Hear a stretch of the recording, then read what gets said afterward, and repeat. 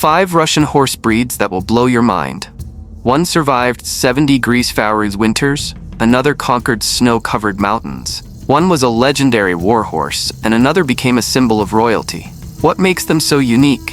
And why is one of them considered the peak of speed and noble grace? Join us on a journey to discover these living legends, horses forged by some of the harshest landscapes on Earth.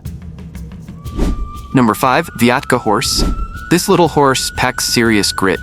Once the lifeblood of Russia's frozen northern territories, the Viatka traces its roots back to the 14th century.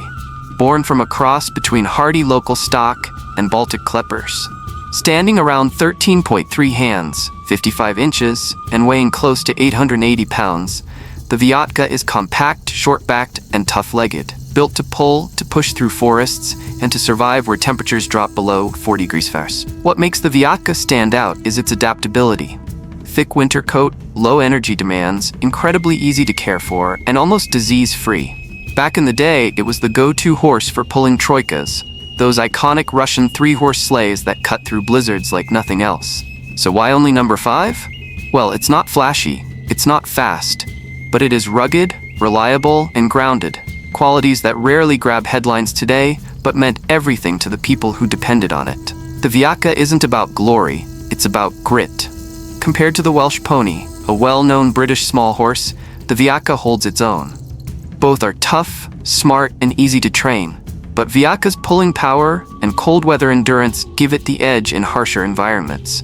If the Welsh pony is a polished companion for royal lawns, the Viatka is the workhorse of snowbound villages. Sadly, this breed is fading. Only a few thousand remain, carefully preserved, a living relic of a disappearing world. But if you think Viatka is the final word on resilience, wait till you meet the horse at number 4. One that thrives in the coldest place on Earth. Number 4. Yakushian Horse. Yakushian Horse is the definition of raw survival, straight out of the Siberian deep freeze, where temps plunge to 94 degrees Fahrenheit. Standing around 13.2 hands, 53 inches, the Yakushian is stout, well-insulated, with a double coat nearly 4 inches thick and a long, shaggy mane that acts like a built-in parka. No barns, no heaters. These horses live outdoors year-round and can literally dig through snow to graze beneath the ice. So why number 4? It may not win beauty contests or set speed records, but in terms of survival, it crushes the standard. Where most horses would freeze, the Yakushian keeps moving, calm, steady, and built to outlast the winter itself. Compared to the Icelandic horse, another cold weather legend, the Yakushian goes even further. It doesn't just endure cold, it thrives in it. And while the Icelandic may be a windswept nomad, the Yakushian is the silent warrior of the snow, quiet, low-key, and unbelievably tough. But don't get too comfortable, because the horse at number 3 isn't just a survivor, it's a conqueror.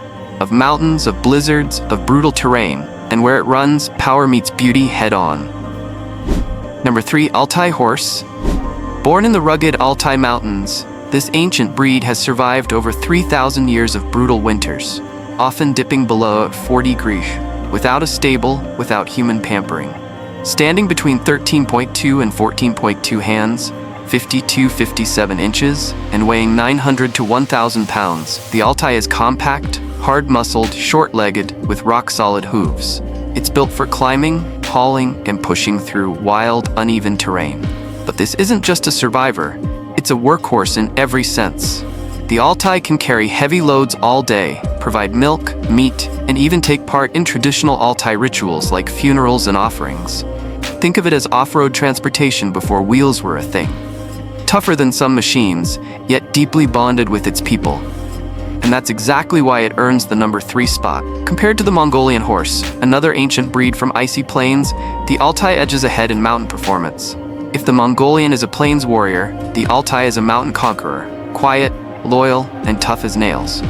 It also holds on to one of the purest gene pools among horse breeds, almost untouched by modern breeding, a living fossil. No flashy speed, no racing stripes, just raw endurance, real-world value, and nature-forged strength. But if you think mountain muscle is the end of the story, wait till you see the horse at number 2, ridden by some of the most fearsome armies in European history. Number 2. Don Horse. This is Russia's legendary warhorse, once the muscle behind powerful armies and royal dynasties. Native to the Don River steppes since the 17th century, the Don horse stands 15 to 16 hands tall, 60 to 64 inches, and weighs between 1,200 and 1,500 pounds.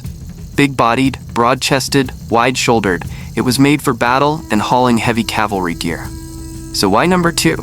Because the Don strikes a rare balance: combat strength, long-distance stamina, and elite toughness. It rode with the Tsar's troops against Napoleon and the Mongols, becoming a symbol of both military force and imperial pride.